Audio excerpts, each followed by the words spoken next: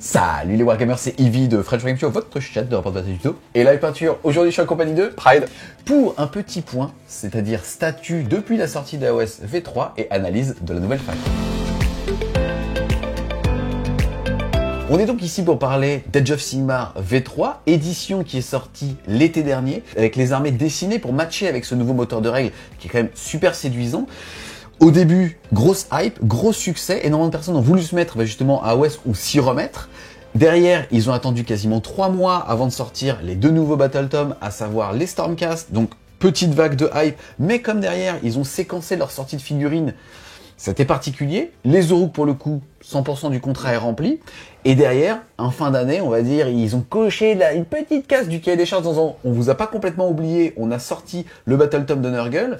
Donc, compliqué. On était à la base sur des armées V2 qui étaient jouées en V3 avec la surexploitation des gros monstres. Derrière, est-ce que tu peux nous parler un petit peu justement, est-ce que le méta a changé? Est-ce que justement, il y a eu un second souffle à cet essoufflement, indirectement? Qu'est-ce que tu peux nous dire donc sur AOS et comment ça évolue? T'as tout à fait raison. Le moteur de règles est excellent. Des 3 versions d'AOS, c'est de très loin le plus abouti, avec beaucoup de règles génériques qui s'appliquent à toutes les armées. Donc ça aussi, en termes d'équilibrage, c'est quand même vraiment très bien parce que tout le monde a accès aux mêmes aptitudes génériques, au plus en sauvegarde, au plus une attaque. Donc ça, c'est vraiment positif. 3 Battletomes d'excellente facture, sans trop spoiler Nurgle, qui sortira très prochainement. C'est un très très bon Battletome aussi dans son écriture. Il n'est pas démesurément puissant, mais il est très bien équilibré. Les Stormcast, c'est un très bon Battletome aussi. Avec 2-3 trous dans la raquette qu'on avait évoqués, qui ont quand même pour le coup été corrigés très vite. Et il faut rendre quand même à Games un petit coup de chapeau. Ils ont modifié les coups en point des dragons avant de vendre les figues. Donc ça évite quand même de s'en acheter beaucoup pour finalement se rendre compte qu'ils sont moins jouables. Les gars. Voilà. Donc franchement, c'est très bien. La version est très bonne. Les Battletomes qui sont sortis pour cette version, de mon point de vue, sont très bons aussi. Maintenant, c'est vrai que le problème, c'est que la version est sortie en juin. On est en janvier, on a eu 3 BT. Et ça, c'est vrai que c'est quand même un peu dommage parce qu'il y a un vrai écart entre ceux qui jouent en V3 et ceux qui jouent pas en V3. Donc pas forcément d'échelle de puissance, en saveur. T'as la saveur, effectivement, parce que les nouveaux Battletomes sont vraiment conçus V3, les autres ne le sont pas. Et à côté de ça, t'as quand même des vrais oubliés, enfin des armées qui sont à la ramasse en termes de règles, à la ramasse aussi de ce que la V3 t'apporte. Et c'est pas la fac qui va corriger le problème. C'est la petite doléance de cette fac où tout va dans le bon sens. Toutes les décisions sont intelligentes, sont cohérentes. Il n'y a pas trop, à part pour Archaon, mais il n'y a pas trop d'énormes nerfhammer pour dire, bon, cette pièce, elle était trop jouée, elle était trop forte, maintenant tu la joueras plus. Encore une fois, à part Archaon. Mais on peut avoir la petite doléance de se dire, il y a quand même quelques armées qui n'ont pas assez de modifications de coups en point, soit dans un sens, soit dans un autre. Ce qui va pas bouleverser, je pense, la méta globale, qui est quand même toujours basée sur des gros monstres ou des gros personnages. Mais il n'y a pas que ça. T'as des armées qui vont aussi beaucoup jouer sur le secondaire et sur le tertiaire pour aller marquer toutes leurs grandes tactiques et leurs grandes stratégies et donc marquer un volume de points pratiquement équivalent à ce que tu pourrais marquer sur le primaire. Donc ça, c'est aussi intéressant. Plusieurs manières de jouer. On aime aussi beaucoup se concentrer sur le jeu équipe qui est moins, on va dire, polarisé que le solo où tu te pointes, t'affrontes ton adversaire. Si ta liste est censée perdre, en V3, quand même, tu vas perdre.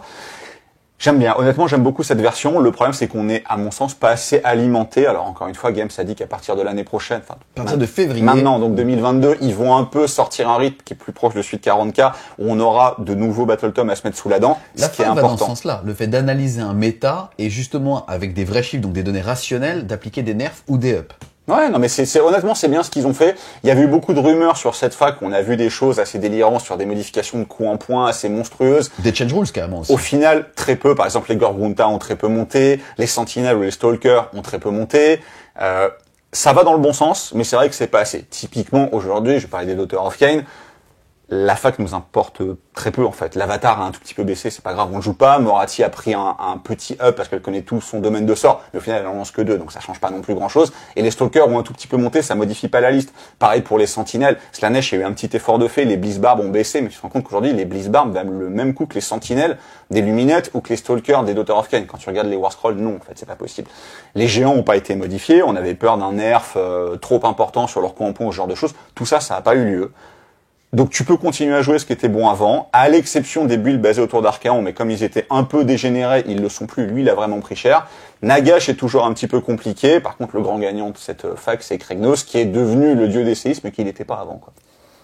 Mais honnêtement, le méta est quand même assez agréable à jouer, parce que t'es un peu sorti du World of Tanks du début, parce qu'on c'est-à-dire le monde des monstres en fait. Ouais, en fait, t'avais vraiment des personnages qui étaient intuables et qui gagnaient tout seuls. Les gens ont appris à jouer autour de ça. Les gens ont quand même appris à les contrer. T'as beaucoup maintenant de règles qu'on trouvait un peu con en V2, type le piling des requins, des alopex, ce genre de choses. En Nurgle, t'as beaucoup ça aussi. Mais qui permet de gérer ces grosses unités-là. Et t'as un tout petit peu moins de surtanking quand même. Et t'as des armées qui ont appris à gérer ça, notamment beaucoup dans les nouveaux Battletome. Et Stormcast, qui sonnait comme ultra fort avec les dragons, est quand même rentré dans le rang assez vite, avec pour le coup des augmentations en points assez violentes sur les dragons, qui sont méritées. Donc l'unité est toujours parfaitement jouable, elle est plus complètement dégénérée, tu mets 10 dragons et t'as gagné instant. Voilà. Donc globalement c'est bien, les parties se jouent jusqu'au tour 5. Elles permettent quand même d'aligner des grosses pièces, donc que ce soit en compétitif ou même en amical, t'es quand même content de pouvoir sortir sur ta table Archaon, Glotkin, ce genre de pièces qui sont des jolies figurines et que t'as envie de voir dans des armées. T'es un peu sorti du spam de 120 fois la même figue, ça c'est aussi le moteur de règle qui t'apporte ça. T'as toujours des armées qui spamment, notamment des armées de tir, mais globalement t'es quand même moins sur le 120 porte-peste, 80 archers luminettes, ce genre de choses. Je rappelle que j'en vends toujours 40. La méta est peut-être saine, voilà, c'est pas la meilleure méta qu'on ait connue sur AOS, mais c'est clairement le meilleur moteur de règles. Et je pense qu'on s'approche de quelque chose de vraiment équilibré. Maintenant, on a besoin de nouveaux Battletomes pour recréer un peu une hype, parce qu'honnêtement, 8 mois pour 3 BT, c'est quand même assez faible. Maintenant, les 3 BT sont excellents. Si la suite est comme ça, la version 3 va être excellente. Parce que la base est très très saine. Après, il nous faut voilà des règles pour que tout le monde puisse jouer au même niveau. Avant de rentrer justement dans les modifications fournies par Game Workshop, où les liens sera en description, j'aime pas parler en général de tier list parce que ça induit trop les gens à jouer ce qui est fort ou se décourager quand ce qu'on joue n'est pas top méta, alors que de toute façon, on ne joue pas tous dans un méta top méta. Et ça, c'est important en fait de le dire. Qu'est-ce que tu peux nous dire donc sur le positionnement aujourd'hui? Qu'est-ce qui marche pas, et sourcer en fait aussi justement ce que tu vas dire. Moi, ce que j'aime bien, c'est me baser sur les tier lists qui sont faits notamment par les Américains, donc des sites comme AOS Shorts ou des chaînes comme Facehammer, pour le coup, qui sont anglais. En fait, ils ont des tier lists qui sont statistiques, c'est-à-dire ils regroupent tous les tournois qu'ils font et ils en font suffisamment pour que les tier lists et leurs stats aient vraiment un impact. Et ils regardent, la plupart de leurs tournois se font en synchrone. Donc les armées qui font une majorité de 5-0 sont en S tier. Les armées qui font une majorité de 4-1 sont en A tiers, et 3-2 t'es en B tiers, etc. Et je trouve ça bien parce que tu perds un peu le côté subjectif de j'aime bien cette armée, ou ah là là, ça allait trop forte, etc. Ou le joueur est magique. Voilà. Donc aussi l'humain qui peut faire l'aura d'un joueur. T'as aussi l'humain, voilà. Donc ça se nuance toujours, mais c'est pour moi la tier list la plus objective possible parce que basée sur des stats. Voilà. Donc dans le S tier, tu retrouvais avant la fac, mais ça devrait assez peu changer, Luminette, Tzeentch, Sons of Behemoth et Seraphon. En expliquant très rapido, Son of Behemoth, un nombre de points de vie et la facilité à prendre tous les objectifs primaires. Et secondaires. Et secondaires aussi sur le royaume de Gur. Et pour les autres, est-ce que tu peux un petit peu expliquer plus le Luminette? Est-ce qu'on est toujours sur liste à 80 archers? Est-ce qu'on est plus sur des tricks de jeu? Est-ce que tu peux parler un petit peu justement de ces armées, autour de quoi elles s'articulent et comment elles gagnent des games? Luminette, l'allégeance est extrêmement forte. T'as quand même beaucoup de règles qui disent non aux règles. Voilà. Les archers sont toujours très forts. C'est pas leur petit up de points de 10 points sur la tranche d'archer, que tu vas en jouer un peu moins, mais ça reste fort. Teclis, malgré son coup en points, est encore parfaitement viable. T'as les builds basés autour des esprits du vent, les Hurricane Wind Spirit, qui sont quand même forts. En fait, c'est un Battletome qui est extrêmement complet. T'as beaucoup de War Scroll et t'as une allégeance qui est très forte de base. Donc globalement, c'est quand même une armée qui est hyper fiable, qui peut mettre de la blessure mortelle assez facilement. Dans un méta où t'as beaucoup de grosses sauvegardes, peut-être relançables, des sauvegardes à 1+, ce genre de choses, mettre des blessures mortelles, c'est quand même très bien. C'est une des armées qui sèche le plus facilement Kragnos. Alors hier, c'était anecdotique comme analyse. Demain, ce sera beaucoup moins, parce que t'as besoin de tuer Kragnos, parce qu'il est quand même vraiment très fort maintenant. Donc en fait, voilà, ils sont très fiables. Ils peuvent s'adapter à beaucoup de choses. Ils sont très bons en solo, ils sont très bons en équipe. Donc, globalement, et ils affrontent aussi très bien le top tier. C'est ça qui est aussi nuançable par rapport... C'est un chasseur de top tier potentiel. T'as des armées qui sont très fortes contre toutes les armées qui sont au même niveau qu'eux, mais qui ne peuvent pas battre le top tier. Voilà. Et les Luminettes ont des très bons match-up contre le reste du top tier. Voilà. C'est un peu la même analyse pour Tzeentch.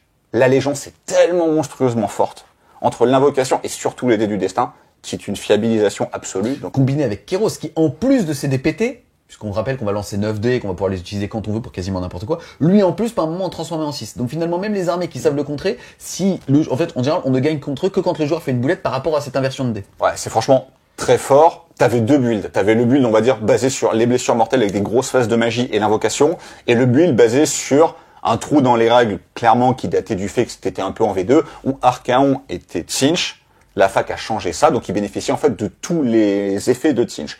Aujourd'hui, la fac te dit que pour bénéficier des effets du Battletome Disciple of Tzeentch, il faut avoir le mot-clé Disciple of Tzeentch. Et de toute manière, Archaon, et comme Kragnos, ne bénéficie d'aucun effet d'allégeance. Donc tu te retrouves avec un Archaon qui fiabilisait ses charges avec les dés du destin, qui avait les sorts de Tzeentch, Donc il y avait les relances de sauvegarde. Enfin, concrètement, le gars était intuable, frappait extrêmement fort. On l'invitait plus en soirée. Fiabilisé sa tueuse des rois, donc il tuait n'importe lequel des personnages en face, à part une Moratti ou un Gotrek qui pouvait pas être tué. C'était sur les 9D+, justement celui de Kragnos, on lâchait le 6 quand on voulait. Ouais, c'est ça. En fait, t'arrivais sur n'importe quel autre perso, tu le one-shotais. Donc concrètement, ce build était trop fort. Celui-là n'existe plus. C'est pas pour ça que Tzeentch est mauvais. Les horreurs ont pris un up de points assez significatif, un peu plus de 30 points. Ça reste quand même fort. Parce que même si la Change Host a disparu, t'as toujours la possibilité d'avoir un gros pack d'horreur, de fiabiliser extrêmement bien ta magie pour passer ton pont, téléporter ton gros pack d'horreur et faire une charge derrière, encore une fois fiabiliser au dé du destin. Et lock le reste du monde. Et mettre un énorme nombre de points de vie dans l'adversaire pour qu'il ait quand même du mal à se désengager. Donc ça reste très fort. Donc Tzeentch va rester hyper fort. Sons of Behemoth, comme t'as dit, c'est les meilleurs scoreurs du jeu. Extrêmement fiable. Parce que les objectifs primaires, tu te poses dessus, tu les prends. Tu marques tes secondaires avec une grosse facilité. Et t'as quand même deux grandes stratégies qui valent quand même 3 points. C'est pas anecdotique. Qui sont soit maintenir une ligne en vie, soit maintenir un monstre, sachant qu'ils sont tous monstres ou lignes. T'es sûr de le faire à moins de te faire table rasée. Et table rasée des gargantes, c'est quand même très compliqué. Tu sais que tu vas scorer beaucoup de points, même si tu perds pratiquement un géant par tour à partir du deuxième tour. Voilà. C'est pas une liste qui est frustrante parce que contrairement au contrôle luminette ou à l'absolue fiabilisation de Tzeentch, ça va pas t'empêcher de jouer. Tu sais ce que ça fait la liste de géants. Voilà. Par contre, c'est difficile à contrer parce que ça tank au PV, ça tank très bien. Voilà. Et Seraphon, alors on le voit un peu moins en France, mais ça fonctionne très bien aux États-Unis parce que Battletome, encore une fois, très complet, avec énormément d'entrées, beaucoup de types de listes différents. T'as de l'invocation, t'as de la téléportation, ou alors quand t'es en Thunder Lizard, et ben mine de rien, t'as un très gros tanking avec des points de vie supplémentaires, une bonne capacité à te soigner, donc tu scores aussi très bien. Voilà. C'est pour ça que t'as ces 4 Battletome là qui sont un peu au-dessus. Et après, dans le A tiers, tu retrouves tous les bons BT, Daughter of Cain, Idonet, Soulblight Gravelord, qui est aussi un très bon Battletome. Nurgle, aujourd'hui, je pense. Stormcast, Orruk, enfin voilà. Et derrière, tu as les Battletome qui ont un peu plus de mal parce qu'ils commencent un petit peu à dater. Je pense notamment aux autres dieux, notamment Khorne. Et après, tout en fond, tu as les Battletome qui sont vraiment trop datés. Beast of Chaos, Gloomspite est parfois même placé dans le Gloomspite tier, où tu as que Gloomspite qui est en dessous du D tier. Alors, ils jouent entre eux. Le fait que Kragnos buff toute la destruction, et maintenant plus en leur donnant plus en braverie, ce qui était complètement nul, mais en leur donnant une charge à 3d6 à tout le monde, ça fait quand même remonter un peu Gloomspite. Pas dans les sommets, mais ça les fait quand même remonter. En fait, ça fait remonter Ogre aussi. Voilà. Donc ça, c'est bien pour la destruction qui, de manière globale, à part Iron Joe, qui en avait pas forcément besoin parce que c'était déjà très fort et ça l'est toujours, ça remonte quand même tout le reste de la destruction, c'est bien, et ça baisse les builds basés sur Archaon hors Slave to Darkness. En Slave to Darkness, il est toujours très bien, mais c'est terminé les Archaons complètement intuables et ultra fiabilisés en Tzeentch, et ça c'est quand même une bonne chose. T'as pas parlé de Nighthaunt? Alors Nighthaunt, déjà maintenant ils peuvent jouer Nagash, parce que Nagash, comme Kragnos, peut prendre l'intégralité des allégeances Death et se mettre dedans en ne bénéficiant d'aucune règle. Donc quelque part, c'est quand même agréable pour les Flesh Eaters qui veulent jouer Nagash, et pour les Nighthaunt. Nighthaunt, ça fait des perfs. Alors ça peut pas battre le S-tier, donc c'est limité, on va dire. Un très bon joueur peut faire un 4-1, et sinon ça va tourner entre 3-2 et 2-3 en fonction du niveau du joueur. Mais mine de rien, ça tank bien, ça se réinvoque bien, et ça score pas si mal. Voilà. Donc tu peux te retrouver avec des listes où la sauvegarde éthérée maintenant est redevenue un avantage, parce que tu as quand même beaucoup de grosses reines. Donc qu'on puisse pas modifier ta save, c'est bien, et eux intègrent quand même relativement bien Nagash, dont le War Scroll a été un peu changé, maintenant il a une aptitude qui augmente ta ward, donc ta protection. Donc tu peux quand même te retrouver avec des packs que tu ressuscites assez facilement, avec une éthérée, donc une sauvegarde non modifiable à 4, et des wards à 5, voire parfois des wards à 4. Donc mine de rien, c'est quand même pas mal. Tu te retrouves avec un tanking qui est correct. C'est une armée qui met des blessures mortelles. Les coups en points sont toujours un peu chers, mais il y a vraiment des choses à faire. Donc on peut s'amuser avec toutes les armées. On peut s'amuser avec pratiquement toutes les armées. T'as vraiment Beast of Chaos qui est très en dessous parce que eux, ils ont quasiment aucun bonus et les changements de coups en points sont anecdotiques. Le Battletome commence vraiment à tirer. Idonet descend doucement quand même dans le méta à partir du moment où ils ont du mal à gérer certains des trop gros monstres. Par exemple, typiquement, même les meilleurs joueurs Idonet ne pouvaient pas gérer l'Archaon Tzeentch. Voilà. Donc le fait qu'Archaon Tzeentch ait disparu, ça va les remonter un petit peu, mais leur gros avantage était de gérer les listes de tir. Et aujourd'hui, les listes de tir que tu vois mettent beaucoup de BM. Donc forcément, ça règle un peu le problème de l'Idonet qui est obligé de lui tirer dessus. Et il tankait à la sauvegarde. Quand tu prends des BM, ça tank pas à la sauvegarde. Et je pense qu'Idonet va pas aimer en plus le nouveau BT Nurgle. Mais ça reste jouable. Pratiquement tout est jouable, à part Beast of Chaos. T'as encore une fois des armées qui sont au-dessus des autres. Après, quand je dis que Beast of Chaos est pas jouable, ça veut pas dire que vous pouvez pas les sortir pour une partie entre amis. Hein. Moi, je les avais sortis la dernière fois sur la chaîne et je m'étais bien marré avec. L'Enlatid est fort. Il a baissé en points, voilà. Le Bestigor est toujours bien, mais il leur manque une grosse pièce centrale. C'est-à-dire qu'aujourd'hui, t'es quand même basé sur tes héros et tes monstres.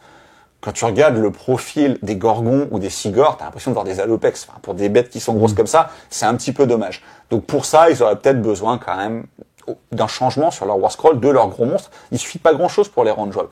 Voilà. T'as eu une petite amélioration des coups en point de Slanesh qui, à mon sens, est quand même encore un peu cher. Tu sens que Games prend vraiment des précautions par rapport à l'invocation qui peut être très forte. Mais t'as quand même vraiment du mal à comprendre le coup en point du Keeper, par exemple, qui est quand même beaucoup trop cher par rapport à ce qu'il fait. Et quand tu le compares avec d'autres monstres du même type, tu te dis, mais pourquoi ce gars-là vaut 120 points de plus qu'un buveur de sang alors qu'il est moins bon? Voilà. Mais globalement, tout est bien. Pas encore peut-être assez loin, mais tu peux pratiquement tout jouer. Et c'est quand même assez agréable, même si tu as toujours des niveaux de puissance, mais de toute manière, le jeu ne sera jamais parfaitement équilibré. Il est quand même plus équilibré aujourd'hui qu'il l'était quand le livre de règles est sorti au mois de juin. Voilà, ça va dans le bon sens. Maintenant, encore une fois, on va se répéter, mais on aimerait bien avoir un peu plus que 3 BT après 8 mois d'existence de la version. Yes. On va maintenant passer justement donc à l'effort. Certains diront que c'est normal et c'est vrai, mais en tout cas, on peut quand même relever le fait que Game Workshop applique la même politique qu'à 40 000, donc leur jeu phare AOS, c'est-à-dire analyser le méta principalement américain, puisque c'est le marché porteur pour eux, pour justement appliquer des modifications. On va donc maintenant passer justement à la lecture de la fac. On va commencer par les points qui sont des modifications au sein des règles qui impactent toutes les armées. La première, c'est cette fameuse action héroïque, guérison héroïque, qui pour rappel, en fait, on choisissait un personnage et celui-ci faisait un test de commandement, jetait 2 dés. Si jamais il était égal à son commandement, il regagnait 1 point de vie. Et si jamais il était en dessous, il gagnait des 3 points de vie. Plus toutes les figurines qui pouvaient déjà soigner, soit avec des sorts ou des capacités, ça rendait les choses tanky, trop tanky. Ouais. Là, il y a une modification, c'est uniquement le fait que maintenant, il faut choisir un héros qui est à plus de 3 pouces d'unité ennemie, c'est-à-dire hors de la portée d'engagement sur Age of Sigmar. Ouais, ça c'est vraiment très bien parce que comme tu l'as dit, des personnages comme Archaon, comme Kragnos, comme des méga-boss sur Mokrocha, en fait, ils avaient le beurre et l'argent du beurre. C'est-à-dire, ils allaient moissonner tout ce qu'ils voulaient au corps à corps, et ça les empêchait pas de se soigner, sachant que par exemple, dans le cas d'Archaon, il se soignait déjà une première fois, t'as des gens sans Slave to Darkness qui lui permettaient de se soigner encore, t'as un Lespel qui permettait de soigner, donc le mec était indestructible et moissonnait tout. Aujourd'hui, ça va t'imposer à faire un choix, qui est un faux choix en fait, parce que soit tu veux te soigner, mais si tu veux te soigner, tu n'es pas au corps à corps, et quand tu payes plus de 500 points sur une pièce de close, il faut la mettre au close tout le temps.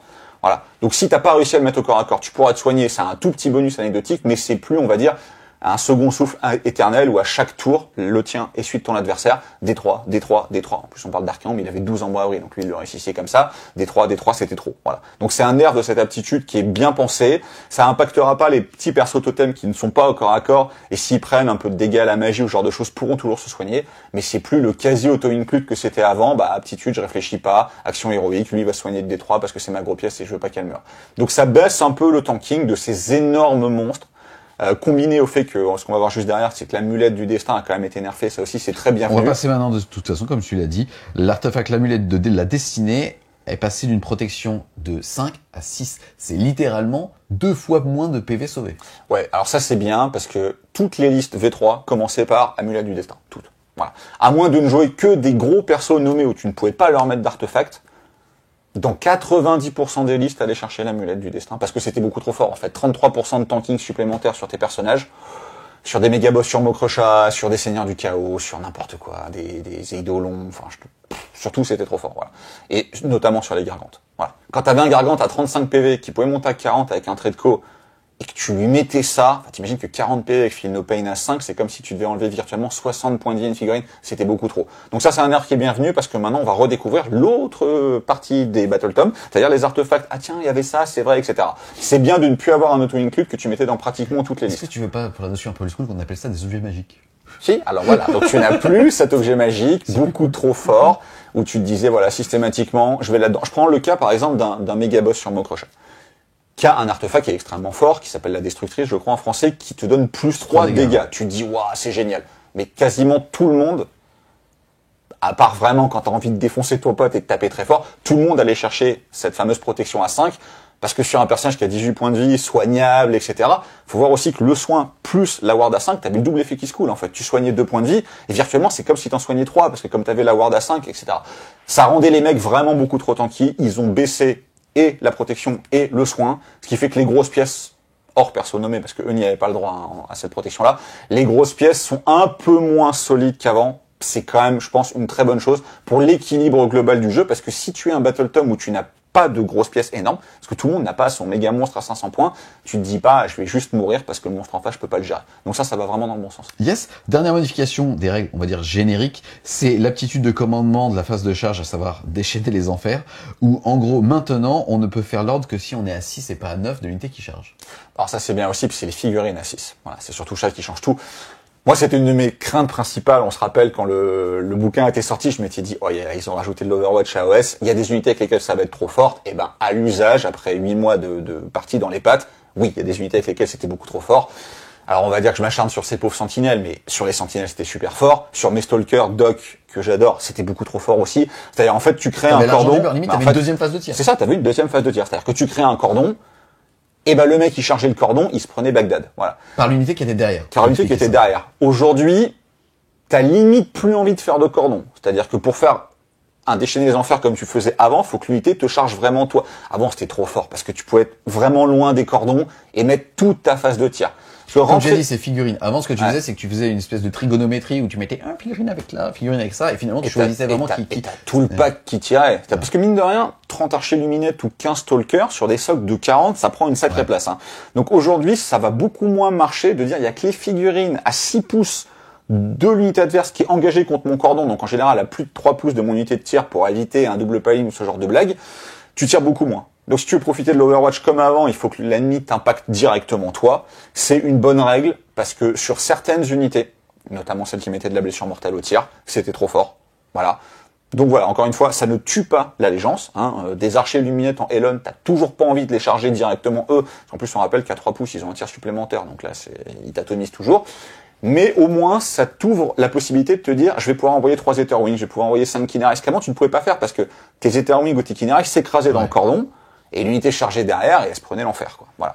Là, aujourd'hui, si tu envoies tes Etherwings sur une unité de tir, soit tu overwatch les Etherwings, tu les tues et tu peux plus overwatch derrière, soit tu les overwatch pas, mais l'unité est engagée, donc elle ne pourra plus le faire. Alors qu'avant, c'était, les Etherwings chargent dans le cordon, ok, je m'en fous, parce que je suis pas engagé, je suis pas à 3 pouces, parce que je me suis mis derrière, je suis pas trop bête. T'as le Mokrocha qui charge, ah bah là par contre, enfin le Star Drake en l'occurrence, je vais parler d'Etherwing, bah là par contre je vais déclencher mon Overwatch. Ça ne marche plus, donc c'est un nerf de l'Overwatch qui est vraiment bienvenu. Yes. Maintenant pour parler un petit peu justement des modifications, on a à la fois justement des errata appliqués sur certains Battle Tom et aussi des changements de coups en point. On va commencer par l'Order avec les Sylvanettes avec comme errata une modification de Alariel qui fait que si cette unité fait partie d'une armée Sylvanette, elle connaît tous les sorts du domaine. C'est exactement la même chose justement que ce qui va suivre avec l'errata appliquée à Morati, la déesse, qui fait qu'elle aussi, maintenant, elle connaît ça. Est-ce que tu peux commenter ces deux armées et aussi sur leur coup en point? Alors, c'était 2 DS, donc c'est logique quelque part qu'elles connaissent tous leurs Battle Tom. Ça harmonisait avec Teclis, en fait. Ouais, clairement. Puis, par exemple, tu vois, dans le cas des Sylvanettes, t'avais le Warsong Revenant, excellente pièce, qui connaissait tout le domaine. Bon, bah, c'était quand même pas logique que la DS qui l'a créé ne le connaisse pas. Alors, c'est plus impactant dans le cas des Sylvanettes, où t'as vraiment une vraie toolbox très intéressante dans le domaine de sorts, que dans le cas des Daughter of Cain, où clairement c'est Mirror Dance et Rasoir Mental. L'avantage, c'est que peut-être maintenant tu peux te passer ton deuxième sorcier, parce qu'avant tu voulais ces 2 sorts. Maintenant tu peux te dire, bon, Morati seul suffit. Voilà, parce qu'elle a les 2. Et l'avantage aussi, c'est qu'elle a pas bougé de coup en point. Comme ça, je m'attendais à un petit up, elle l'a pas eu, c'est plutôt cool. Doc reste fort. Voilà. Maintenant, la petite doléance par rapport à Doc, c'est que t'as quand même une liste qui est au-dessus du reste, c'est plein de tireurs. Voilà. C'est la rejouabilité qui fait chier. Et c'est un peu dommage que l'infanterie ait quand même été un peu massacrée. Et que tu n'aies pas de baisse de coups en point. Alors tu as l'Avatar et la Slaughter Queen à pied. Clairement, c'est pas les best-sellers du Battle Tom. Les Witch sont toujours très compliqués à jouer, les Sisters sont toujours très compliqués à jouer. Pour les Sylvanettes, encore une fois, c'est une bonne armée. Typiquement, ils n'arrivent pas à battre le haut du panier. Par contre, ils ont des très bons match-up. Enfin, quand je dis des très bons match-up, c'est pas auto-win, mais ils ont des match-up équilibrés contre tout le reste. Voilà. Le Durtu est toujours très fort, Alariel est très fort, le Warsong Revenant est très bien, Drisha commence à se faire sa place. Ça va dans le bon sens, encore une fois, mais il n'y a rien de méta-breaker où tu te dis « Ah, les Sylvanettes ont tellement baissé en points que ça y est, je vais pouvoir jouer à armes égales contre le haut du panier. » Ou en Doc, tu te dis « Super, je vais pouvoir revenir sur des builds, on va dire, classiques, avec des unités de Sister of Slaughter, ce genre de choses. » Non, tu vas malheureusement, entre guillemets, rester sur Morati plein de serpents. Voilà. Yes. Si on continue justement dans l'Order, il donne un défi de modification de l'Eidolon, de la mer. Alors super, bah ça change tout hein, pour les joueurs Idonep. Alors clairement, il était jamais joué parce que tu le compares à son pendant corps à corps qui est nettement meilleur et qui était beaucoup moins cher. Donc là, il a baissé de 35 points, c'est quand même une baisse majeure. Enfin, ça fait beaucoup rigoler les joueurs Idonep. Hein. Eux, ils attendent la nouvelle boîte avec le nouveau héros à pied qui soi-disant va rendre l'étral viable. Cette modification ne change rien. Mais donc finalement, est-ce que c'est pas l'amulette qui a plus nerfé l'Eidolon? Alors, l'Eidolon a déjà une ward à 5. De base, nativement, sur son War Scroll. Mais par exemple, ils avaient des builds avec des Achillean King qui eux aussi allaient chercher cette ward à 5. Tu te retrouvais quand même avec 2 personnages relativement tanky qui avaient des wards à 5 tous les deux. Bon, ils ont quand même le nuage de minuit qui reste un des tout meilleurs artefacts du jeu, qui permettait notamment de gérer les Overwatch, ce genre de choses. Voilà, c'est un changement qui va dans le bon sens parce que la pièce était injouable. Elle baisse de 35 points. En fait, maintenant, elle est en comparaison avec son équivalent CAC, elle reste quand même moins forte, même si elle vaut le même point, tu joueras l'Eidolon de la tempête. Mais on peut pas dire que ça va pas dans le bon sens. Maintenant, encore une fois, c'est surtout la boîte et de nouveaux personnages et l'hypothétique refonte des War Scroll et des River et des Thrall que les Idonettes attendent. Yes, si on parle de City of Sigmar maintenant, on voit des modifications en coup en point, des Battle Mage, des Free Guild Général sur Griffon, du Dreadlord sur Black Dragon, des Sorcerers sur Black Dragon et des Iron Drake surtout. Alors t'as quand même une baisse des grosses pièces, qui est bienvenue parce qu'ils étaient un petit peu trop chers par rapport aux nouvelles grosses pièces que t'as dans les nouveaux Battle Tomes, ce genre de choses. Tu perds 15-20 points sur le Griffon, sur le Dragon, Elles voilà. ont 15 ans aussi. Ouais, mais au final, elles sont pas ça reste du plastique. La gamme est majoritairement plastique. Elle a pas si mal vieilli que ça. Voilà, tout à fait. Maintenant, les Iron Drake étaient très forts. Ils prennent 10 points, comme ont pris les Stalkers, comme ont pris les Sentinelles. C'est pas ça qui va les rendre mauvais. Voilà, clairement. Ils ont déjà le nerf aussi, mais justement, de déchaîner les enfers. Par contre, eux, ils subissent un peu plus le nerf déchaîner les enfers que les autres unités qu'on a citées juste avant. Encore une fois, c'est plutôt bon signe. Est-ce que ça rend le Black Dragon hyper fort ou le Général sur Griffon? Non, je pense pas. Parce qu'ils perdent l'amulette à 5+, et ils perdent la possibilité de se soigner. Donc même s'ils ont baissé en points, ils sont quand même nerfés par rapport à ce qu'ils étaient avant. Tu les voyais pas non plus énormément, tu voyais quand même surtout des builds basés sur Living City avec les grosses unités qui tirent, qui pouvaient faire des doubles moves après, ce genre de choses. C'est pas ça qui va changer les listes. Et par rapport au Fire Slayer, là, moi j'étais surpris de voir que c'était ces 3 unités qui certes ont baissé, mais je m'attendais à d'autres choses pour peut-être potentiellement changer le gameplay. Il y a des rumeurs sur un Battle Top de gens de petite taille, on verra. Hein. Mais là donc on a le Hurricane Sun qui n'était juste pas joué, on a le Doomseeker et on a les Grimoire Berserker. Alors les 2 premiers étaient pas joués et le seront pas, hein, parce que quand ton War Scroll est mauvais, t'as beau baisser en points, tu restes mauvais. Le Grimoire Berserker rentre dans pas mal de listes, voilà, parce que mine de rien, il est quand même assez agréable, c'est un petit héros qui peut faire un certain nombre de choses.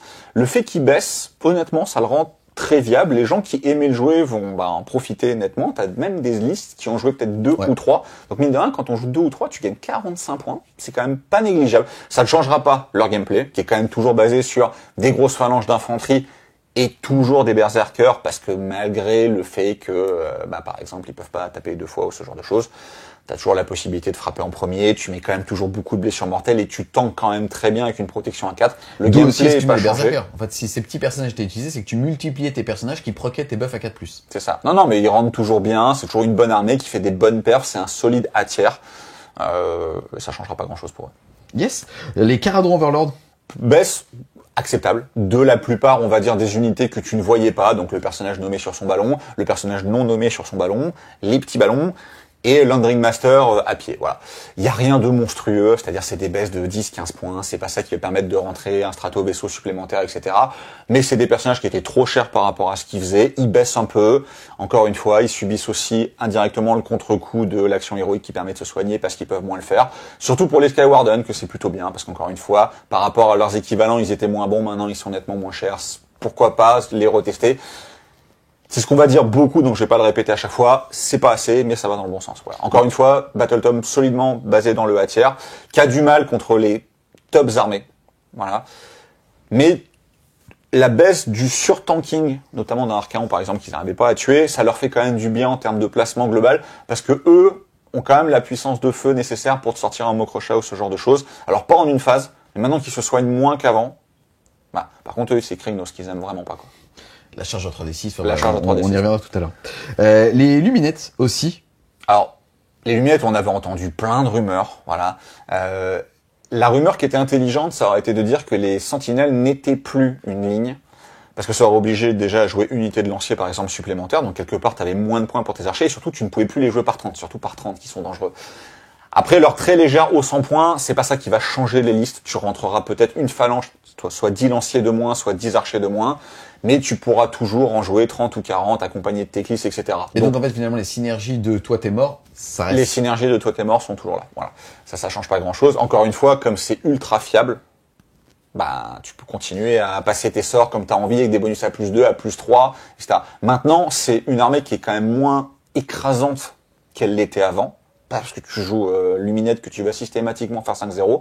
Faut quand même réfléchir, parce que de petite hausse de points en petite hausse de points, quand tu regardes la première mouture du Battle Tom et maintenant, à mis bout à bout toutes les petites hausses, ça commence à être assez significatif. La permissivité aussi, puis pour moi justement, fait qu'aujourd'hui tu es sur des listes de contrôle avec le pack d'archers ou les packs d'archers qui écrasent justement ton focus, et derrière, tu déroules.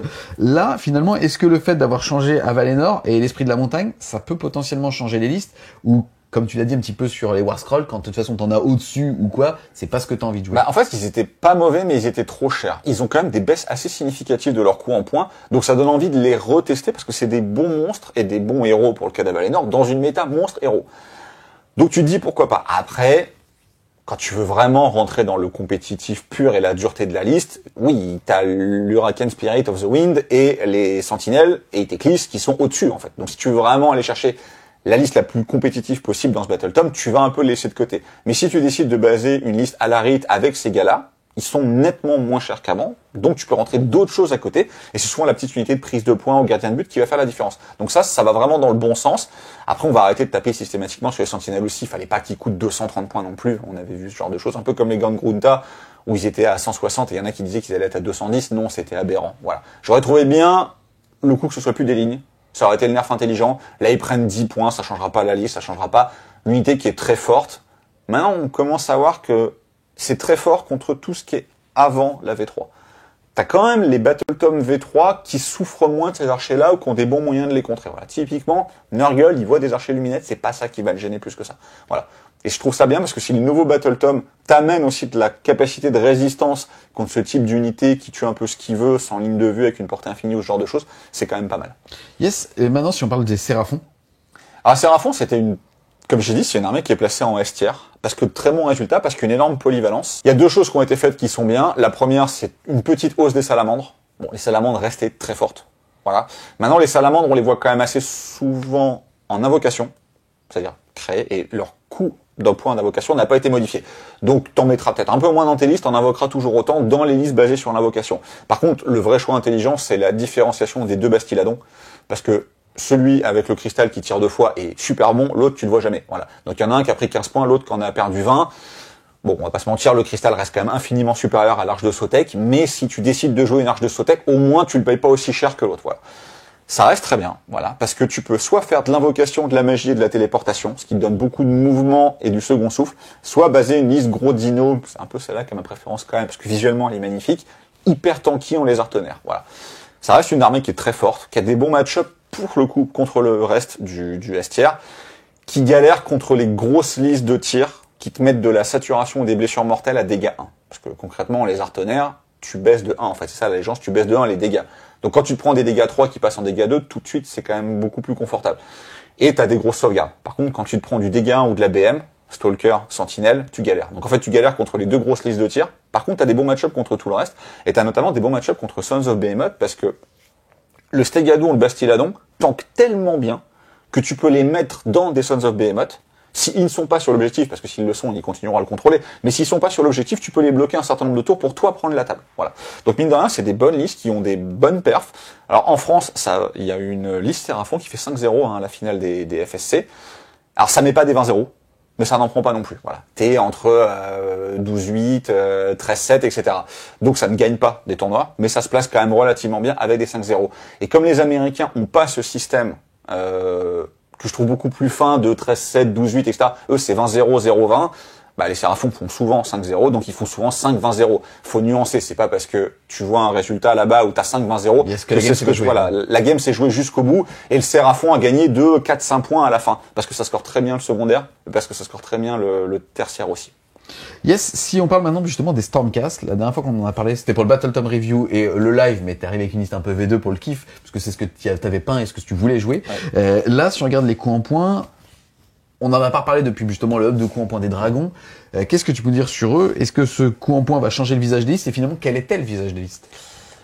Alors, c'est compliqué de donner une liste archétypale en Stormcast parce que tu peux jouer énormément de choses. Tu peux tout aussi bien jouer full dragon, un peu moins maintenant, que des grosses phalanges de paladins qui sont très fortes, que des phalanges de dracotes, parce que le fulminator est très bien, que des listes basées sur une multitude de tireurs, donc soit des packs de raptors, soit plein de héros archers, le Night Judicator, tout ça c'est toujours viable, voilà. La seule chose, c'est qu'encore une fois, tu avais un Warscroll qui écrasait le Battle Tome, qui était et les gardes Draconis et le Knight Draconis. Aujourd'hui, il ne l'écrase plus. Parce que quand tu joues ta liste 4 dragons, 2 dragons, 2 dragons, 2 héros, t'es à 1000 points. T'es à 2000 points, pardon. Et ça gagne pas une partie. Voilà. Ça a le fast track extrêmement fort, ça fait très très mal à l'adversaire, mais au bout d'un moment, tu t'essouffles énormément sur le secondaire. Très vite, t'as pu avoir, une fois que t'as marqué, on va dire, les tactiques d'attrition, tuer lui, en termes de contrôle de points, etc., ça devient difficile. Voilà.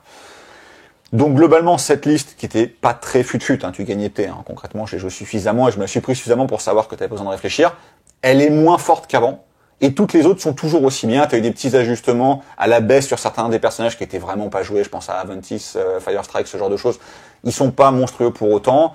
Je pensais honnêtement que le Prime allait se prendre une petite calotte parce qu'il l'a mérité, parce que lui, pour le coup, il est vraiment très très fort. En allié ou en Stormcast, il a pas bougé, donc continue à jouer, le Prime est vraiment très bon. Mais voilà, la liste Dragon qui écrasait le Battle Tome est moins forte qu'avant. C'est bien, tout le reste est parfaitement jouable. Mais honnêtement, le Paladin, c'est super fort. Le Dracot, c'est super fort. Les archers, c'est fort. Les dragons, c'est bien. Enfin, le Battle Tome est vraiment très très bien pour ça. Et pour terminer sur l'order, les Sylvanettes. Alors les Sylvanettes, ils ont des ajustements logiques sur, on va dire, Trilord d'Ancien et Drisha qui étaient trop chers. Par contre, ils ont un très beau cadeau sur le Durtu. Alors faut savoir que Durtu, c'est quand même vraiment une très très très bonne pièce qui tape hyper fort. Notamment, profitez-en tant qu'on est en saison de Gur, parce que c'est ça quelque part qui sauve le Durtu. C'est très facile de le mettre en 2+2+, reroll les 1, touche bless, enfin ce que tu veux, lui rajouter des attaques, le faire charger après une téléportation. Mais lui, en fait, il est dégressif très violemment à partir du moment où il perd plus de 2 PV, et en plus maintenant il va se soigner plus difficilement. Ce qui le rend viable, c'est l'aptitude de Gur qui dit qu'il va continuer à taper à dégâts 6 tout le temps. Voilà. Quand on sera plus en Gur, il aura perdu. Mais honnêtement, aujourd'hui, quand tu vois que c'est une pièce qui, hier, avec l'ancien Archaon, était capable de le one-shotter, tu te dis que perdre 15 points sur lui, c'était peut-être pas nécessaire. Voilà. Mais bon, tant mieux, petit cadeau au joueur Sylvanette. Ça, plus à l'Ariel qui connaît tout le domaine, mine de rien, ça va dans le bon sens. Et honnêtement, c'est une armée qui s'en sort mieux qu'elle s'en est jamais sortie, en fait. Concrètement, à part au tout début de la V1, quand ils sont sortis, où les Kurnus Arc, c'était les balises du jeu, c'était la meilleure unité. Tu vois le chemin parcouru. Quand tu dis qu'à une époque, le Kurnus avec Arc était la meilleure unité de tir du jeu. Aujourd'hui, c'est une des plus mauvaises. Ça s'en sort bien, parce que t'as des très bons personnages, t'as des très bons monstres, t'as des bonnes synergies, t'as une bonne magie. Voilà. Donc, ce qui était injouable, c'était Trilord. Il a un peu baissé. En fait, le Warscroll est pas fou, donc t'as quand même pas envie de le jouer. Le Trilord ancien est pas mauvais, donc mine de rien, le voir baisser, c'est plutôt bien. Ils ont pas touché au Warsong, c'est normal. Dresha, c'est un coup de pouce bienvenu, et le Trilord ancien, c'est un vrai cadeau. Le Spirit of Duty, pardon. C'est un vrai cadeau. Donc, profitez-en, c'est dans le bon sens pour le Sylvanette. Yes. Pour conclure sur l'order, on a justement à la fin de toutes les modifications en points, une modification en points de Gotrek qui est passée à 485 points. Ouais. On rappelle qu'il est toujours éligible à passer justement allié. Donc coalition. On rappelle que même s'il est au-dessus de 400 points, on peut toujours l'intégrer dans n'importe quelle armée en allié. Ça a été un petit peu un mirage, un Némésis mirage, puisque très fort sur le papier. Moi, je le voyais toujours comme très fort, mais toi, tu me disais que finalement, il était plus facile à gérer. Comment est-ce qu'il a évolué, lui, au niveau du méta? Est-ce qu'à 485 points, comment ça le positionne? Une figurine qui, moi, d'ailleurs, je te l'avais été, je m'attendais à ce qu'il passe légende. Très honnêtement, au début, ça a été l'épouvantail. Parce qu'en fait, le problème de Gotrek, c'est qu'il est intombable et tu le soignais pas avant. Et maintenant, avec l'action héroïque, on s'est dit, ouais, le gars, il va se soigner tout le temps. Et en fait, souvent dans les tournois, au début, il a été beaucoup joué et les bons joueurs s'adaptent, en fait. C'est-à-dire que, soit il le sèche, parce que tu peux le sécher. Luminette, ça va le sécher au tir. Doc, ça va le sécher au tir. T'as quand même des armées de saturation qui vont réussir à se le gérer. Soit tu l'esquivais toute la partie, soit tu le loquais, notamment je pense aux armes au bout d'un moment il arrive quoi. Et ben pas tant que ça, et c'est un mauvais scoreur, et il y a beaucoup de scénarios où il faisait pas grand chose. Enfin, il était bon dans des listes particulières en équipe, où t'avais des scénarios, des objectifs en milieu de table, et où il allait péniblement sprinter au milieu de la table, et quasiment pas bouger, voilà. Mais il comptait pour 2. Là, il a monté en points. Il peut beaucoup moins bien se soigner qu'avant. Voilà, en fait, il est fort à un niveau de jeu moyen. Voilà, c'est-à-dire que si l'adversaire ne sait pas le gérer ou n'a pas les armes dans sa liste pour le gérer, il est frustrant parce que tu dis qu'est-ce que je peux faire, parce qu'il découpe n'importe quoi, hein, ça va pas changer. Voilà. Aujourd'hui en tournoi, je pense que tu le vois de moins en moins pour une raison, parce qu'il est trop cher. Et alors maintenant, c'est encore pire, et il est pas rentable. En fait, il prend pas les objets. Même par le vide, il suffit que t'aies 5 Kinérailles posées sur l'objet. Un objet, c'est 12 pouces, hein, quand même. Donc, des fois, pour faire le tour d'un objet, ou même le traverser, c'est 12 pouces. Le gars bouge de 4, voilà. Et le fait que tu puisses beaucoup moins bien le soigner, a fait qu'il va se faire plus facilement tuer qu'avant, et en plus, il monte en points. Nous, on l'avait testé notamment dans des builds Idonette en Yanrak, où il bénéficiait des effets de la marée, c'est-à-dire que tu massacrais ton allégeance, tu perds des fouettades juste pour lui, pour qu'il puisse avoir la course et charge et tout. Et même ça le rendait c'était compliqué, quoi. Donc je pense qu'aujourd'hui, t'as quand même peu d'armées qui ont envie de le jouer, et on se rappelle que tout l'order peut s'allier avec les Stormcast, et quand Stormcast a le prime. Et pour 325 points, il fait où il veut sur la table, il charge à 12, il tank un peu moins bien, mais avec sa ward à 4, le fait qu'il peut réussir automatiquement une sauvegarde, le fait qu'il a save à 3, etc., c'est quand même vraiment très acceptable. Et maintenant, la différence de points entre le Prime et Gotrek fait que je pense que tu vas systématiquement jouer le Prime. Voilà. Et comme tu peux t'allier partout avec les deux, bah, c'est l'ère du Prime. Gotrek a fait très peur, et après, il a baissé. Même en Fireslayer, j'ai un copain qui joue Fireslayer, qui l'a beaucoup testé, il m'a dit le Prime est meilleur, voilà, en Fireslayer. Donc, il fait peur, sur le papier. Effectivement, tu vas le sortir, ton pote, il va jouer, j'en sais rien, 4 géants, il sait pas gérer Gotrek, bah oui, Gotrek, effectivement, il va faire très mal aux géants, quoi. Mais il suffit qu'il craque un peu ses jets de dés, bah, le géant, il compte pour 30, lui, il compte pour 2, bah, si tu le tues pas en 1 ou 2 tours, et que tu dois mettre, 2 tours de scoring que tu perds, et tu perds la game là-dessus. En fait, Gotrek ne score rien en termes de points.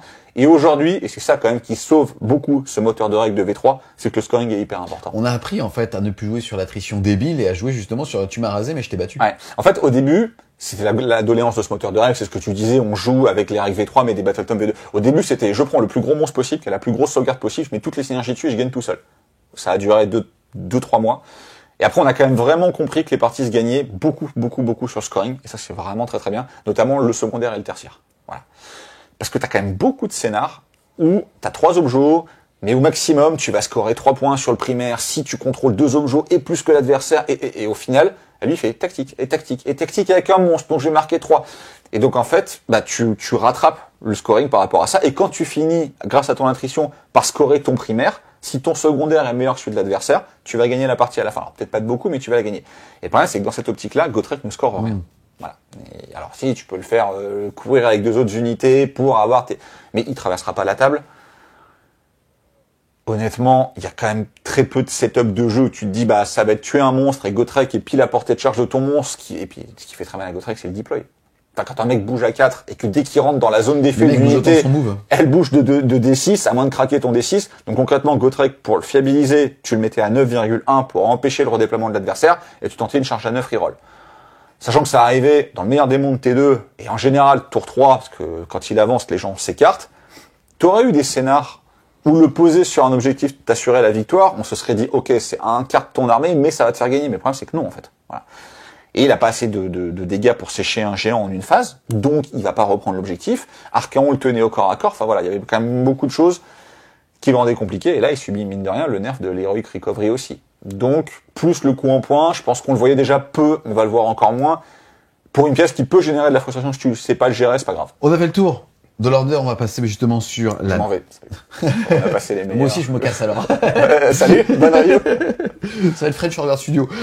Non, par rapport à la Death, on va regarder ensemble le nouveau profil de Nagash. Qu'est-ce qui a changé? Alors, 2 choses ont changé sur Nagash, principal. Alors, il a un tout petit peu baissé en points, mais sans spoiler tout de suite, il est toujours trop cher. Le problème de Nagash, c'est qu'il est toujours trop cher. Il a perdu sa fiabilisation de son aptitude de commandement qui permettait de faire des rerolls à la touche et à la sauvegarde, ce qui était quand même aujourd'hui très bien d'avoir une relance des 1. C'était un peu la doléance aussi sur Archaon Singe qui relançait C1, donc le mec était invulnérable. Nagash l'était. Aujourd'hui, c'est remplacé par une aptitude qui améliore la ward. C'est quand même toujours pas mauvais. Voilà.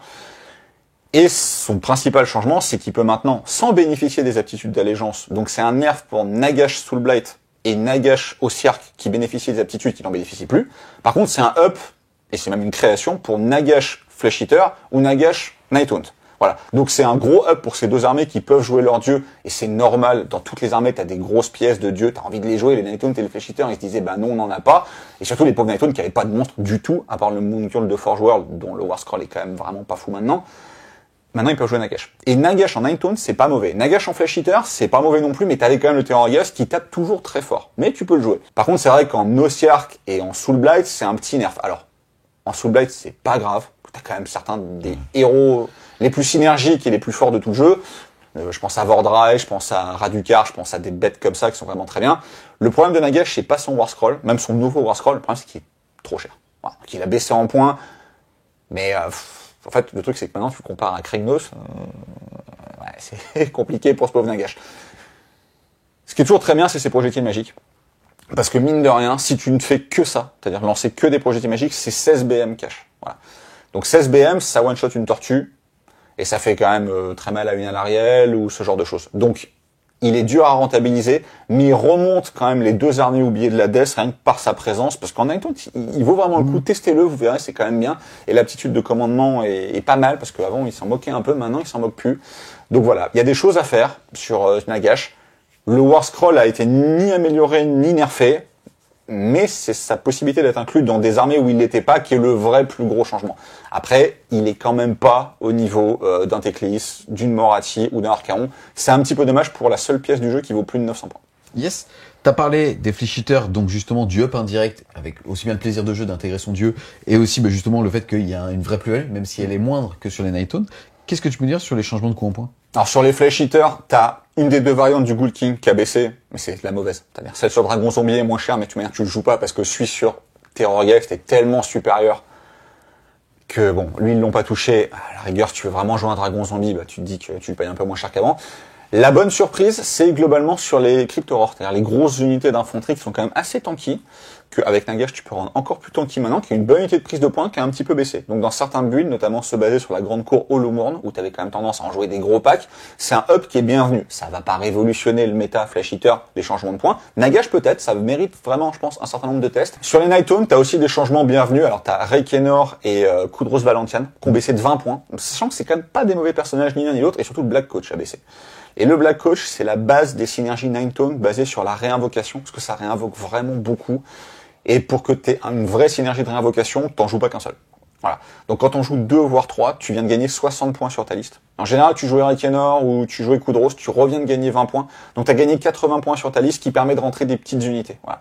Et comme le but c'est de ressusciter en zone, bah mine de rien, la petite unité que tu rentres, ça peut être des X-Rays, ça peut être ce genre de choses, bah tu vas en remonter un peu plus. On rappelle que ça remonte des figurines. Donc quand tu as des X-Rays par exemple, des figurines à 2 points de vie, c'est bien.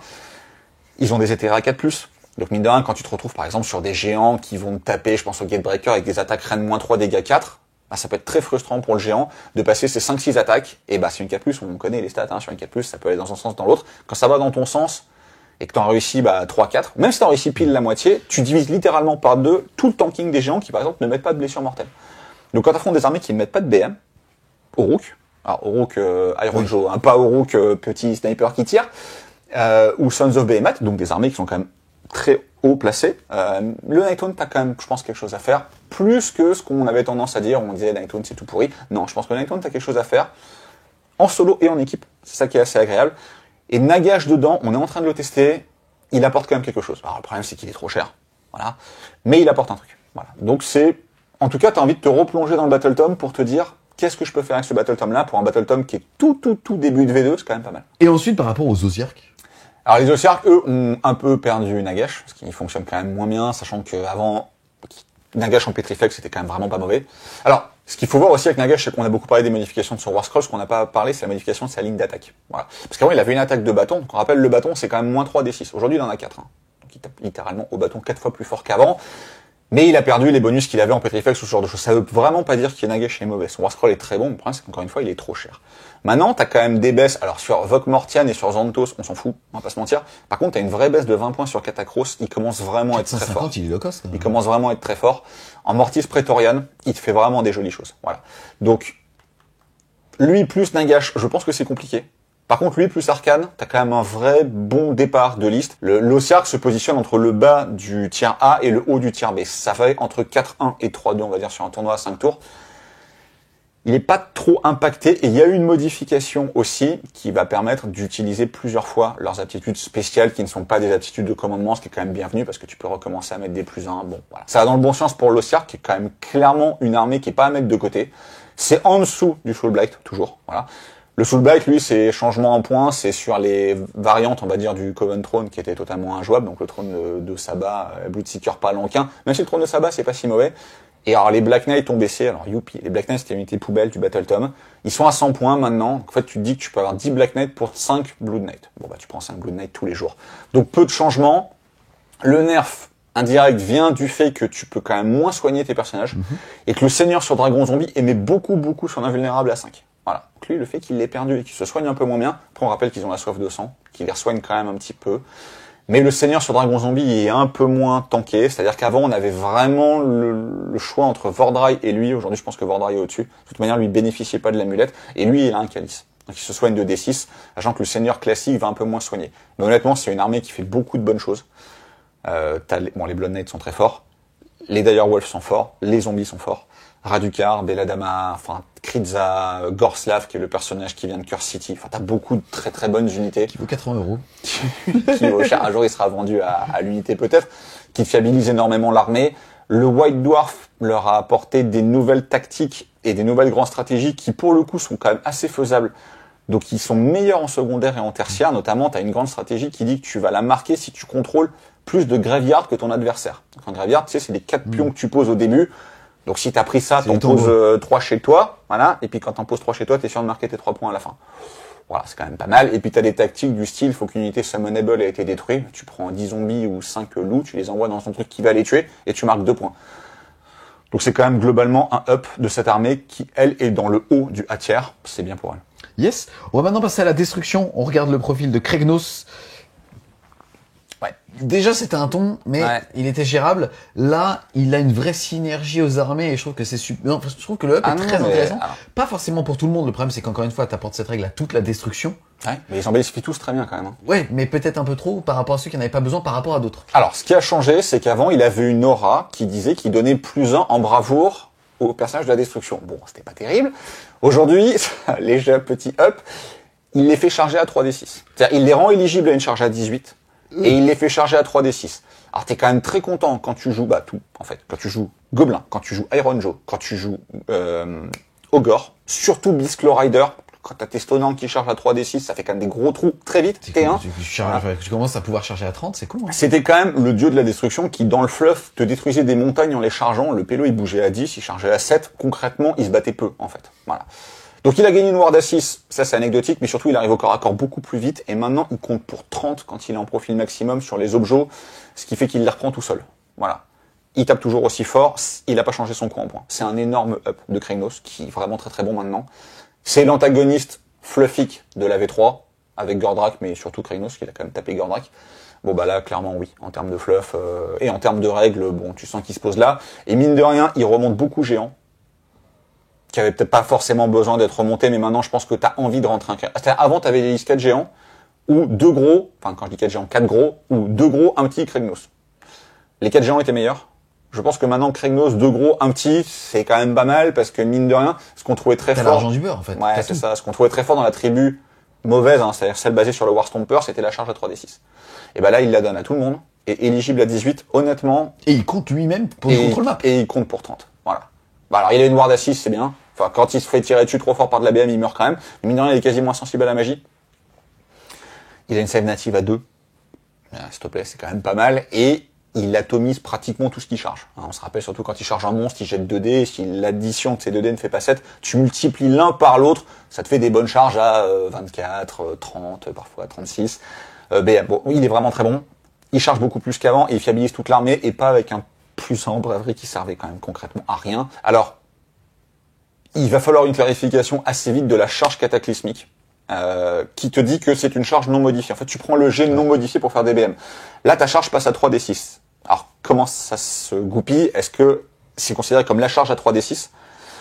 Parce que si tu dois garder que 2d, des 3d, enfin, il faut faquer ça. Mais alors, si actuellement, ce qui a l'air de se faire, c'est que tu prends les 3d6 pour faire les BM, la liste Kragnos de Masterrock, elle fait pas rigoler du tout. Parce que ça te charge tout T1 et ça te met une patate à la BM quand ça te charge. C'est quand même vraiment bien. Et même sur les packs de gloutons si chers à ton cœur, quand le pack de gloutons te charge à 3d6, Ouais, bien sûr. et peut tenter une charge à 18, donc peut tenter une charge T1, il arrive à la rentrée, c'est très fort aussi. Voilà. Donc eux, c'était une armée B tiers. Voilà. Concrètement, c'était du 3-2. Voilà. Ça va remonter. Le Gloomspite, dans son Gloomspite tiers, il va remonter parce que mi bout à bout, la Mangler, elle peut te faire 8d6 de mouvement, incluant la charge. Tout combiné. Ça va loin. Voilà. Ça va quand même très loin. Et ce mina, c'est pas un si gros socle et on se rappelle que ça vole. Donc ça peut aller vraiment sniper beaucoup de trucs. Au niveau des changements en points, alors sur les Gloomspite d'abord, donc les versions Ragnarok et Troll ont baissé. Alors le problème, c'est que pour les Trolls, c'est toujours pas des monstres. Malheureusement, ils sont pas bons. Et la Ragnarok, son War Scroll est pas terrible. Par contre, c'est comme le Durtu pour les Sylvanettes. Petit coucou pour le Loon Boss sur Mangler Squeak qui a baissé. Donc lui, il a tout gagné. T'as vraiment envie de jouer Kragnos maintenant avec des Manglers. C'est déjà la très bonne unité du BT Et c'est tous les builds, en fait, basés sur les Gloomspite, étaient basés sur leur personnage sur Mangler, qui les rendait à peu près viables. Le truc baisse, donc bonheur, honnêtement.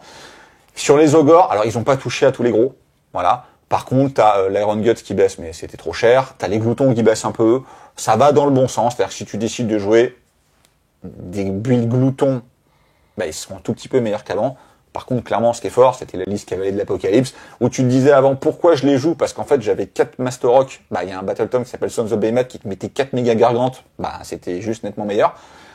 Là, maintenant, Krignos rentre quand même vraiment très bien en Ogre. Tu peux rentrer 2 Master Rock avec, et comme le Gnoblar a baissé, tu peux quand même te rentrer des cordons, tu peux quand même te rentrer du contrôle map, tu peux quand même te rentrer ce genre de tu truc. peux jouer un peu lame là-dessus. Ouais. Donc mine de rien, tu peux avoir 3 gros. Alors ça coûte, t'as beaucoup, hein, t'as plus de 1300 points, mais t'as quand même ces 3 gros qui foncent et qui pour le coup pulvérisent vraiment tout. Faut faire attention à encore une fois au wording de la charge à 3d6, 2d6 à voir. Mais honnêtement, je pense que ça fait partie des listes destruction qui ont le plus gagné. Bon, Iron Joe essaie de rentrer Kragnos. Avant c'était 2 mots crochat, maintenant c'est comment je rentre Kragnos.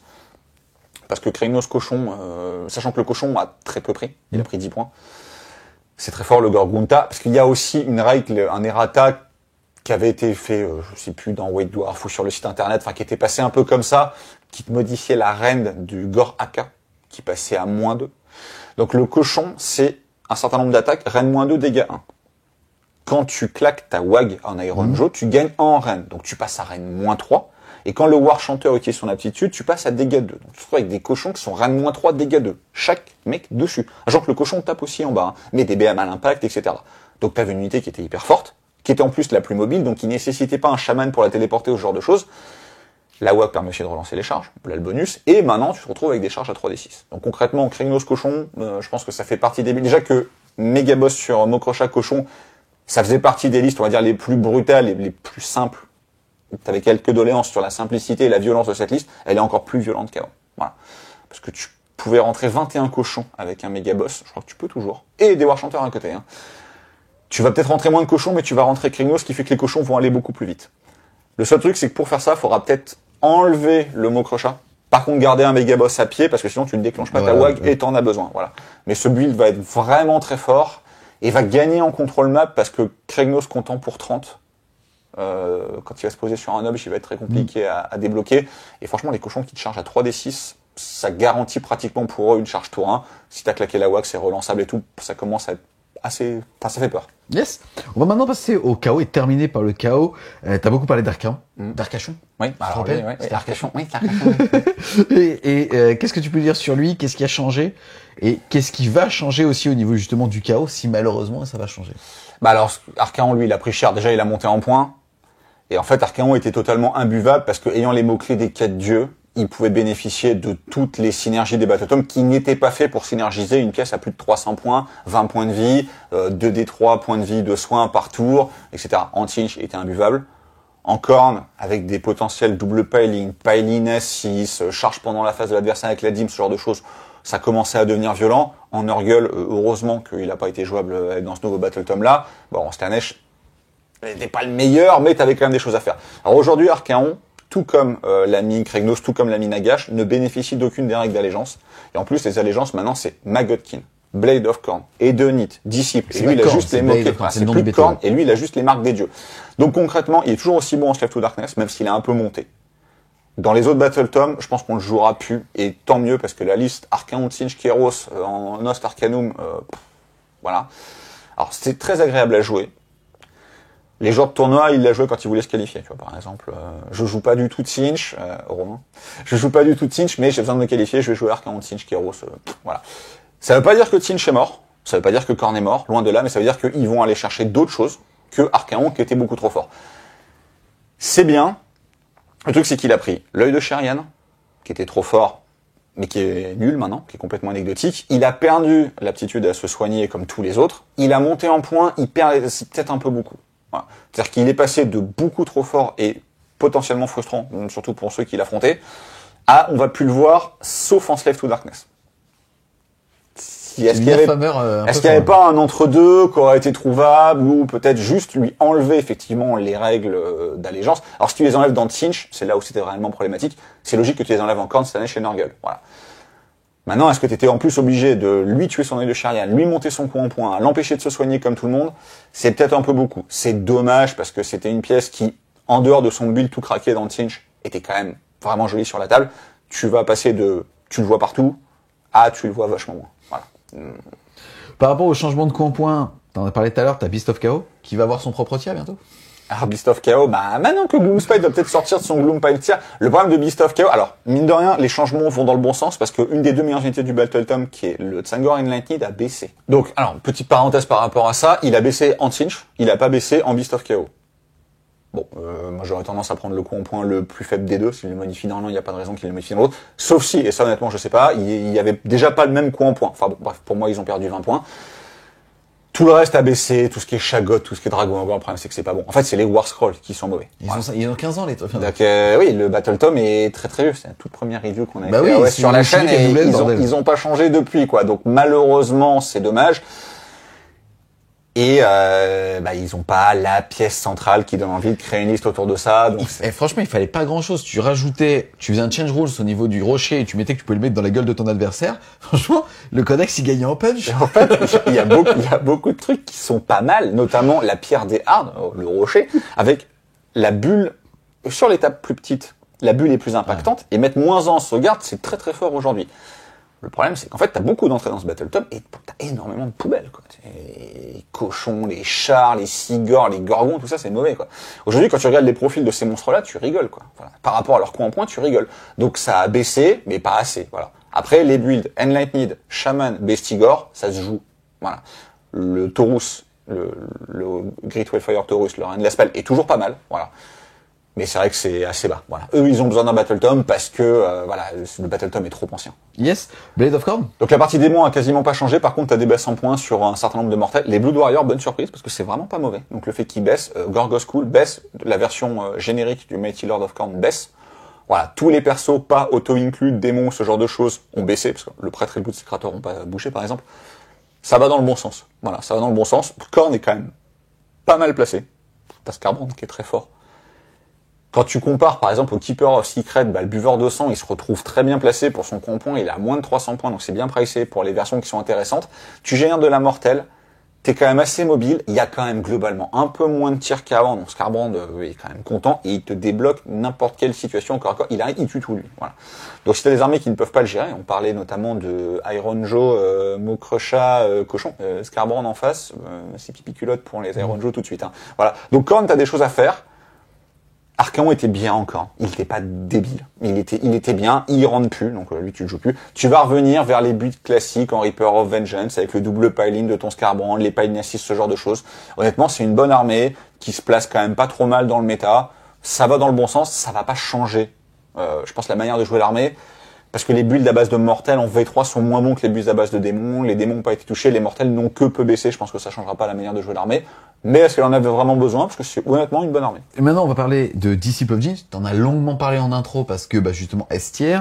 Là, justement, il y a les Horror Roses, t'en as parlé, elles ont pris 35 points. Ouais, elles sont à 250 points maintenant. Est-ce que ça suffit ou est-ce que c'est toujours un moteur de frustration, mais c'est plus par leur système d'allégeance? En fait, le problème des horreurs, c'est qu'elles sont, je pense, extrêmement dures à équilibrer parce que c'est depuis la V1, c'est le War Scroll unité qui a le plus changé. Tu dois être au 8e ou 9e changement. Avant l'invocation, tu générais des points. Alors au début, tu l'as payé. Tu devais payer les Blues et les Brimes dans ta liste d'armées. Après, il fallait créer des points que pour eux. Maintenant, ils refont une scission, puis elle est à nouveau gratuite. Ils ont refait le War Scroll. Ils ont enlevé tout ce qui était Kiss Cool, la bannière qui te ressuscitait. Enfin, ils ont tout enlevé. Ils ont monté son coup en point et ça reste hyper fort. Parce qu'en fait, le problème, c'est que c'est trop de PV et trop fiable. Voilà. Et trop de projection aussi. Et trop de projection parce que tu as le pont et la charge à 12 potentiellement avec tes dés. Donc, il y en a plus 60. Mais si tu peux toujours jouer un pack de 30, et le pack de 30, il est toujours imbuvable pour l'adversaire, surtout dans la sous-allégeance qui empêche l'adversaire de se désengager, ou s'il fait pas attention, tu lui balances 30 horreurs, donc 150 PV. Ça fait 750 points quand même. Mais au final, c'est le prix d'un Kragnos. Hein. Et si tu balances ça dans un Kragnos, en fait, et dans tous les cochons à côté, ils vont mettre X autour à en sortir. Les mécanismes de lock ont toujours été assez intéressants parce que c'est de la micro-gestion et que ça nécessite un bon jet de dés de charge et une erreur de ton adversaire. Le problème, c'est quand tu jettes 9 dés, justement, la variance de 9 dés fait que finalement, t'as même pas à miser sur de la chance et l'erreur de ton adversaire est tellement compliquée pour lui, dépendamment de sa liste à éviter, que c'est du autolock T1.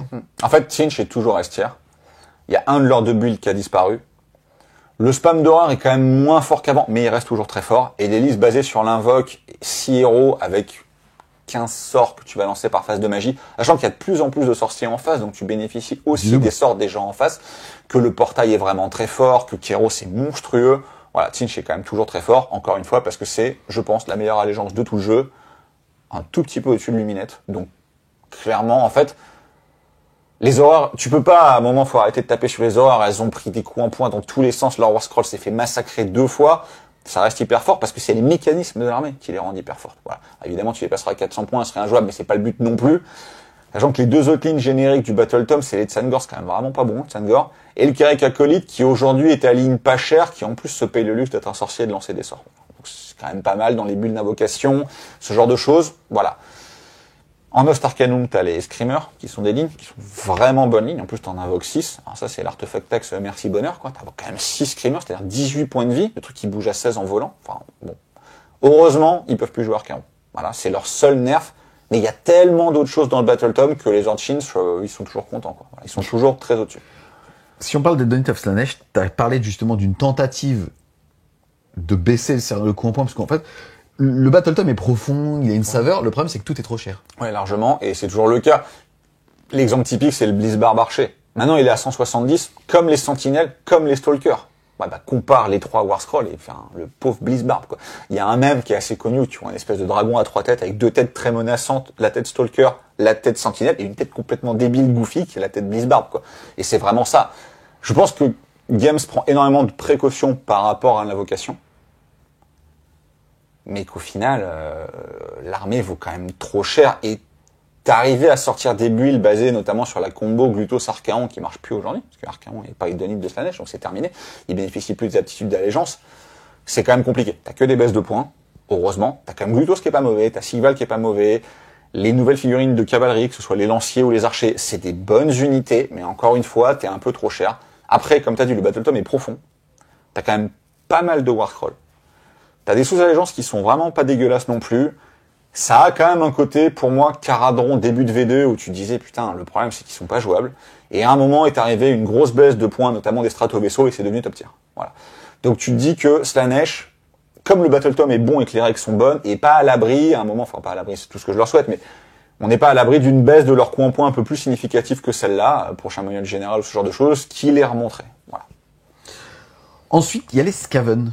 Alors les Skaven, t'as 4 baisses en points, notamment sur des figurines que tu n'as jamais vues et que tu ne verras jamais, c'est-à-dire le Deathmaster, leur assassin, les runners qui ont un peu baissé, ça à la rigueur, pourquoi pas, ces unités d'infiltration et de projection, ça peut être pas mal, ça marque pas trop mal les secondaires. La Plague Claw a un peu baissé, c'est une mauvaise machine de guerre, donc ça changera pas grand-chose. T'as que le prêtre sur la cloche qui à la rigueur lui a un peu baissé, voilà, c'est quand même 4 baisses, je pense assez anecdotiques sur des unités que tu ne vois très peu. T'as des choses qui sont pas mal en Skaven. Voilà. C'est une armée qui est, en fonction des classements, entre le bas du A et le haut du B, qui ne peut pas battre une armée du S tier. Voilà, c'est son gros défaut. Mais qui, contre des match-up, on va dire, équivalents, Khorne, Sylvaneth, Ogor, ancien Ogor, à nuancer maintenant, a des bons match-up. Voilà, fait des parties équilibrées.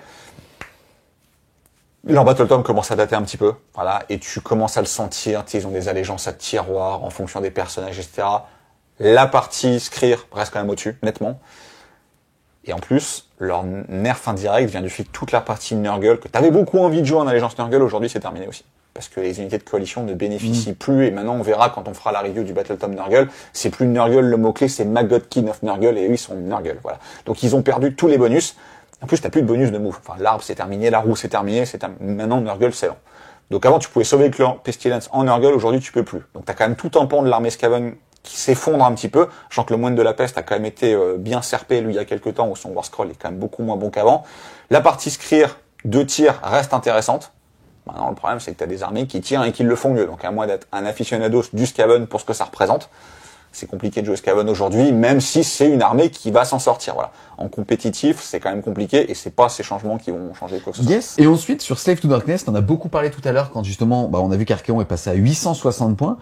Est-ce que là, les changements de coût en points leur permet une forme d'autonomie ou non, de toute façon, ça ne vaut rien sans malheureusement Arcachon. Bah si, parce que t'as quand même la pièce qui était très forte, qui était très jouée, c'est le Warshrine, il a pris 30 points aussi, comme Archaon, donc c'est mérité.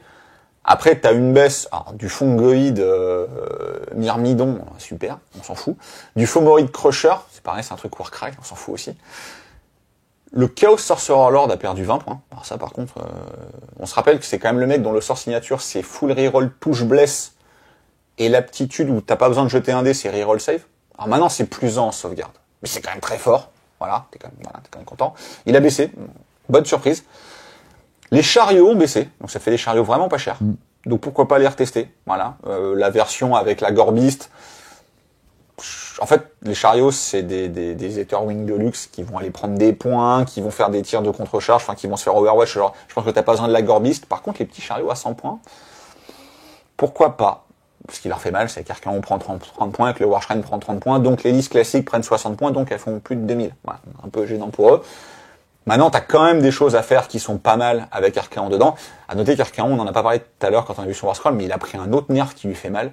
C'est qu'avant, son aptitude de commandement, c'était My Will Be Done en anglais, que ma volonté soit faite en français. Tu disais que quand tu mourais, tu pouvais retaper. Et maintenant, c'est sur toutes les autres figurines autres que lui, qui peut pas se lancer sur lui-même.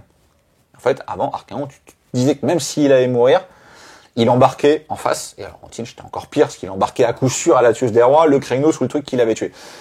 Ça c'est un gros nerf aussi qui lui fait mal, parce que mine de rien, il est beaucoup moins tanky, et en plus il peut même pas te dire, bah c'est du 1 pour 1, voilà. Donc, pour justifier cette aptitude-là, il faudrait avoir une autre grosse brute de clause avec lui, et dans le Battle Tome, tu n'as, entre guillemets, que le Seigneur du Chaos sur Manticore ou le Seigneur du Chaos sur Karkadrak, c'est pas non plus des monstres énormes, sachant qu'ils sont moins tanky qu'avant, parce qu'eux aussi ils souffrent très fort du nerf de l'amulette et du nerf du soin. Donc, les listes Archaon, plus de la Varangward, du 6ème cercle, dans l'os de l'Everchosen, why not? Je pense que ça reste jouable, mais c'est quand même un petit peu moins fort qu'Archaon, parce qu'Archaon a quand même pris pour moi un peu trop cher. On a fait le tour et un grand merci à toi justement de nous avoir parlé de toutes les allégeances, que ça soit les règles génériques, les changements de coups en point ou tout simplement en fait l'évolution d'un moteur de règles par les joueurs en fait, d'avoir justement apprivoisé cette nouvelle version. Là, c'est un bel effort de Game Workshop qui n'est pas nécessairement suffisant par rapport justement à l'orientation des coups en point. Maintenant, un jeu avec un équilibrage parfait n'existe pas et il faut juste prendre son mal en patience et faire confiance à son éditeur pour qu'il nous alimente, comme tu l'as dit, et qu'on découvre en fait pas un moteur de règles, mais où Game Workshop veut nous emmener dans le gameplay des armées de cette V3. Bah, ce serait bien, si on se projette, on est en début d'année, on va souhaiter nos vœux, ce serait bien que fin d'année, on ait 10-12 Battle Tom. Voilà. Là, on pourrait réellement jouer à la V3. Aujourd'hui, t'as que les joueurs Iron Joe, Stormcast et Nurgle qui jouent en V3. Et quand tu vois une partie, donc quand tu joues une partie Orruk Warclan contre Stormcast Éternel, ça a une saveur que Tzeentch contre Khorne n'aurait pas, par exemple. Voilà. Tu vois que c'est des Battle Tom pensés pour la V3 avec des règles V3 qui sont plus fluides, etc. T'as plus d'aptitude d'allégeance, ça attire la rigo sur tous les persos. Est-ce que 7 BT, ça serait bien? Bah, 7, ce serait fluff avec Nurgle. Mais honnêtement, 7, je prends. Voilà. Mais pas, s'il vous plaît, 3 en 8 mois, quoi. Voilà. Parce que le moteur de jeu, encore une fois, est excellent. L'équilibrage est pas parfait, mais comme tu l'as dit, il le sera jamais. On tend quand même vers, à mon sens, un abaissement de l'écart de puissance entre le S tier et le low tier, où en V2, t'avais l'Empire State Building entre les deux. Bon, là, ça a baissé. Pas un petit peu. Ça reste quand même, Beast of Chaos contre Luminette, il n'y a pas de match. Voilà. Mais t'as beaucoup d'armées qui sont dans le ventre mou, on va dire, de la méta, et qui ont largement les capacités de s'en sortir avec du niveau de jeu. On a vu du Sylvaneth en tournoi battre du Archaon Tzeentch, on a vu ce genre de choses. Voilà, donc c'est possible. La V3 te donne un certain nombre de mécanismes, et les trucs trop forts, l'amulette, l'Heroic Recovery, l'Overwatch, ont été nerfs. Donc on voit que Games sait identifier ce qui va pas. Maintenant, je trouve que les efforts de rééquilibrage de points dans un sens comme dans l'autre sont un peu timides. Voilà. Ça va dans le bon sens, mais comme tu l'as dit, pas assez. Encore une fois, un grand merci à toi justement d'être venu nous décortiquer cette petite fac. On espère clairement que vous avez aimé cette vidéo. C'est le cas, n'hésitez pas à mettre un gros pouce dessus, à la commenter, à la partager. Si vous voulez continuer de supporter French Wave Show, n'hésitez pas à aller faire un tour sur son Tipeee, c'est important. Et nous, on vous dit à plus les Wargamers.